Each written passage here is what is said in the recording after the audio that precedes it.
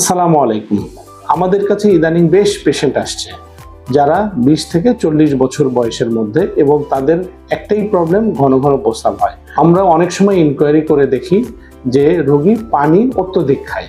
দেখা যায় যে আমাদের নর্মাল ডেইলি রিকোয়ারমেন্ট 2 থেকে 3 লিটার পর্যন্ত আমরা যদি পানি খাই তাহলে আমাদের ডেইলি রিকোয়ারমেন্ট মোটামুটি ফুলফিল হয়। কিন্তু অনেক রোগী আছে যে যারা সকালে উঠেই 1 জগ পানি খায়, অথবা রাত্রে ঘুমাতে যাওয়ার সময় 1 জগ পানি খায় কিংবা আধা জগ পানি খায়, এবং তারা বলে যে আমাদের খুব পানি খেলেই প্রস্রাব হয় এবং ঘন ঘন প্রস্রাব হয়। এটাই স্বাভাবিক যে আপনি যদি অতিরিক্ত পানি খান তাহলে আপনার বারবার বাথরুমে যেতে হবে কিংবা ওয়াশরুমে আপনাকে বসে থাকতে হবে।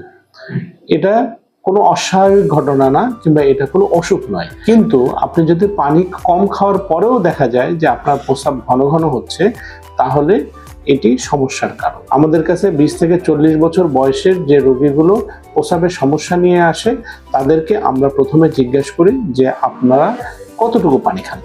যদি দেখা যায় যে তারা পরিমিত পানি খায়, অর্থাৎ 2 লিটার বা এর আশেপাশে খায়, তাহলে আমরা তখন চিন্তা করি যে 2 লিটার কিংবা তার আশেপাশে যদি খায় তাহলে ঘন ঘন প্রস্রাব হওয়ার আসলে খুব বেশি কারণ নেই। যদি ঘন ঘন প্রস্রাব তারপরও হয় তাহলে বুঝতে হবে যে তার ব্লাডার নেক হাইপারট্রফি অথবা ইউরিনারি ট্র্যাক্ট ইনফেকশন, এই টাইপের কোনো অসুখে আক্রান্ত হতে পারে।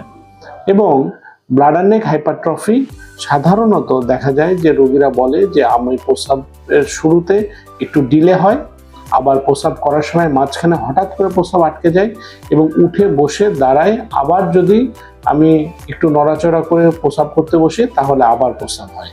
এবং এই সমস্যা যদি 20 থেকে 40 বছর বয়সের কোনো পুরুষের হয় তাহলে আমরা অনেক সময় তাকে ব্লাডার নেক হাইপারট্রফি বলি। মনে রাখতে হবে, অবিবাহিত কিংবা যাদের ফ্যামিলি কমপ্লিট নাই, তাদের যদি ব্লাডার নেক হাইপারট্রফি ডায়াগনোসিস হয় কোনোভাবেই সার্জারিতে যাওয়া উচিত নয়।